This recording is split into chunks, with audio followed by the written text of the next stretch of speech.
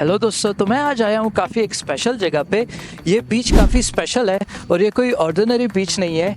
इस बीच का actually name Guinness world book of record में रजिस्टर है। लेकिन यहाँ का एक छोटा सा रूल है, यहाँ पे दिन के 4 बजे के बाद किसी भी इंसान को यहाँ परमिशन नहीं मिलता रहने के लिए इस बीच पर। इसके पीछे कोई भूत प्रेत की कहानी नहीं है, बल्कि एक साइंटिफिक रीजन है जिसे मैं थोड़ी देर में एक्सप्लेन करूंगा। और वैसे यहाँ आज 4 बजे के बाद क्या होगा उसे मैं रिकॉर्ड करके आपको दिखाऊंगा। मैं यहाँ आज 3 बजे पहुंचा हूँ, 4 बजे से जस्ट 1 घंटे पहले। लेकिन 4 बजने से पहले ही बीच के पुलिस पेट्रोल ने मुझे यहाँ से रिमाइंडर दिया कि आपको निकलना होगा। यहाँ पास में ही एक हिल सा है, हम वहाँ पे जाके देख सकते हैं कि आखिर इस बीच में 4 बजे के बाद क्या होगा। वीडियो काफी इंटरेस्टिंग है, एंड तक जरूर देखना।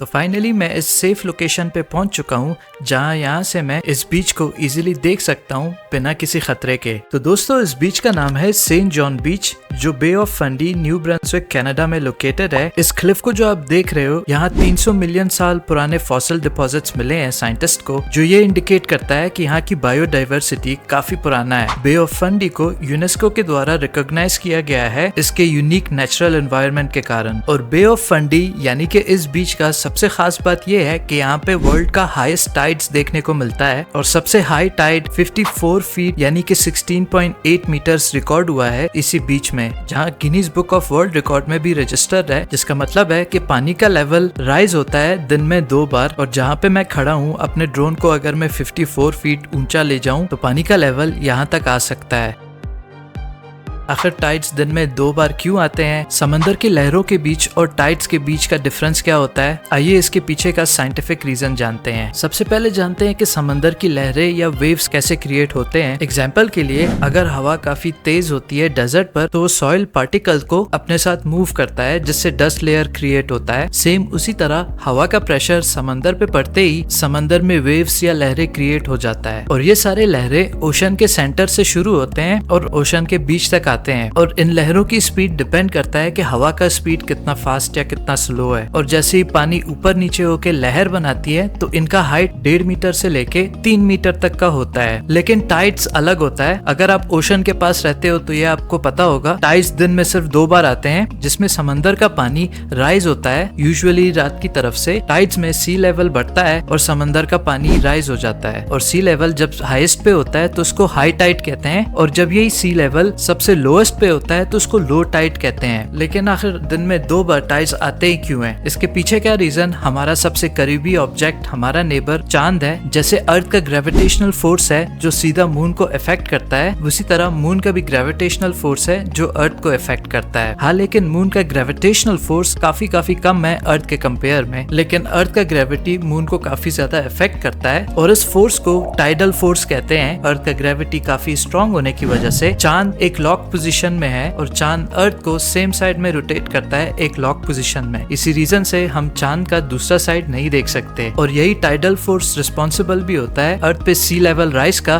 जिसे टाइड्स कहते हैं। क्योंकि चांद का ग्रेविटी इतना स्ट्रॉन्ग नहीं है कि अर्थ को लॉक करे। अर्थ अपना रोटेशन नॉर्मली करता है, लेकिन हाँ, ये अर्थ के वाटर पे इफेक्ट जरूर करता है। चांद की ग्रेविटी ओशन में मौजूद पानी को अपनी तरफ थोड़ा सा खींचता है, जिसे बल्जिंग इफेक्ट कहते हैं। और जिस लोकेशन पे चांद सबसे ज्यादा करीब होगा अर्थ के, उस लोकेशन का पानी बल्जिंग इफेक्ट क्रिएट करता है। और हाई टाइड वहां पे आता है जहां बल्जिंग सबसे ज्यादा हाई होता है, जिसका मतलब उस पॉइंट पे चांद सबसे ज्यादा करीब होता है। और लो टाइड्स वहां पे होते हैं जहां बल्जिंग इफेक्ट सबसे ज्यादा कम होता है। इसी रीजन से जब अर्थ 24 आवर्स में अपना एक रोटेशन कंप्लीट करता है, हाई टाइड्स 2 बार आते हैं और लो टाइड्स भी 2 बार आते हैं। अब आप ये सोच रहे होंगे कि अगर आखिर चांद का ही इफेक्ट है तो पूरी जगह पे सेम अमाउंट का टाइड्स क्यों नहीं आता, कहीं पे ज्यादा और कहीं पे कम कैसे? जैसे कि सेंट जॉन बीच में दुनिया का सबसे बड़ा और सबसे हाईएस्ट टाइड आता है। तो इसका आंसर है क्योंकि अर्थ पूरा गोल नहीं है, और बीच में जो लैंड है, जो कॉन्टिनेंट्स है, वो काफी इफेक्ट करते हैं टाइड्स को। ऑल्सो ओशन का डेप्थ, ओशन की गहराई भी इफेक्ट करता है टाइड्स आने में। अगर आप ये सोच रहे होंगे कि शायद फुल मून में टाइड्स ज्यादा आएंगे कंपेयर टू हाफ मून, या उस रात के कंपेयर में जो न्यू मून होता है, तो उसका जवाब है कि चाहे फुल मून हो, हाफ मून हो या न्यू मून हो, टाइड्स को कोई फर्क नहीं पड़ता, क्योंकि मून का ग्रेविटी ग्रेविटी सेम रहता है। फुल मून और न्यू मून तो बस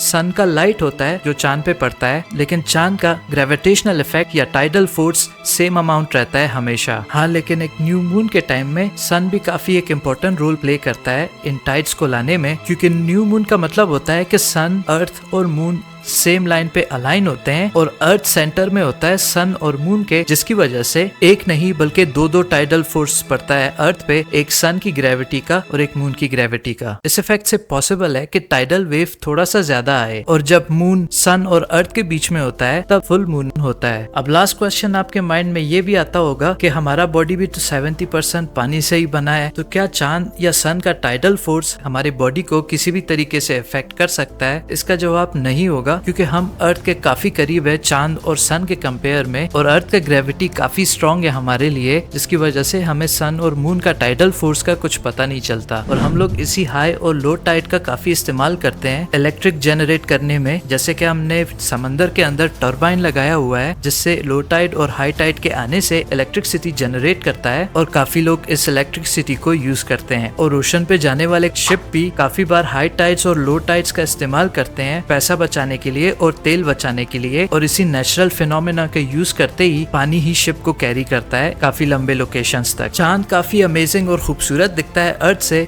लेकिन उसके इफेक्ट भी काफी सारे हैं हमारे अर्थ पे। टाइडल फोर्स तो सिर्फ एक इफेक्ट था, जैसे कि चांद ने हमारे अर्थ के रोटेशन को काफी स्लो किया है। अर्थ पहले काफी तेजी से रोटेट करता था, लेकिन चांद की ग्रेविटी की वजह से अर्थ अभी काफी स्लो रोटेट करता है। और क्या आप जानते हैं कि चांद हमारे अर्थ के टुकड़ों से ही बना हुआ है? चांद कैसे बना और अर्थ का पूरा हिस्ट्री मैंने इस वीडियो में शेयर किया हुआ है। वीडियो नहीं देखा तो जरूर चेक करना। वीडियो को एंड तक देखने के लिए थैंक यू। मिलते हैं आप सबसे नेक्स्ट वीक, तब तक के लिए पीस।